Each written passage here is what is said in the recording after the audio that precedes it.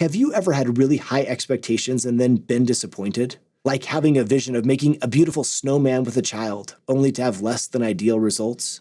Or expecting a beautiful family picture, only to have it not turn out the way you had hoped? While I was reflecting on the importance of expectations, I came across a humorous image. At the top it says, "The key to happiness is low expectations."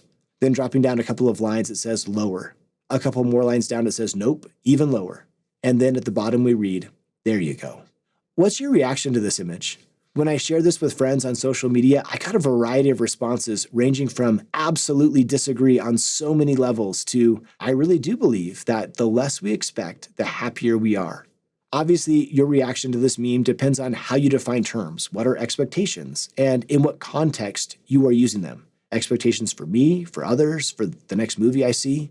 Your reaction also depends on your current expectations, how you're feeling about them, and your ability to set high goals and still feel good about your efforts, even if you don't achieve those goals. Expectations taken to either extreme will clearly have negative outcomes. If I have low expectations for myself, then I will likely not achieve my potential. Personal expectations that are too high can lead to paralyzing perfectionism. These are not the paths to peace. And if I set my expectations for others too low, I won't help them attain what they could become.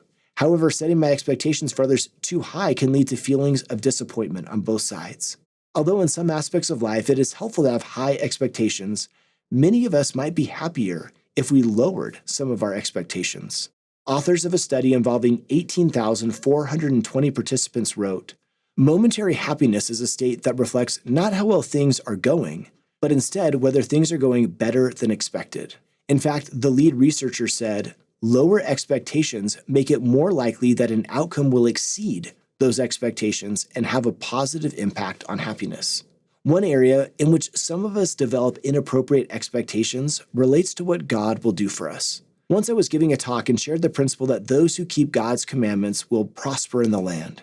Afterwards, a woman handed me a note which said in part, "If the righteous are blessed and find success, how come I have failed in every aspect of my life, no matter how hard I've tried and how good I've been?" I realized that in my talk, I hadn't acknowledged the important reality that keeping the commandments does not necessarily mean that we will prosper in the land today, right now, in the way we want. The expectation that things will always work out for the righteous is inaccurate and unhelpful. In fact, the Apostle Peter said, "Beloved, think it not strange concerning the fiery trial which is to try you, as though some strange thing happened unto you." Sometimes we feel this way, right? I'm paying my tithing and then my car breaks down and I think, what? I paid my tithing. This is so strange. Why is this happening to me? No. Peter says, do not be surprised when you experience fiery trials, but rejoice, inasmuch as ye are partakers of Christ's sufferings, that when his glory shall be revealed, ye may be glad also with exceeding joy. Sometimes when we see trials, we see evidence that God doesn't care. Peter tells us not to be surprised by trials. They happen even to the best of people.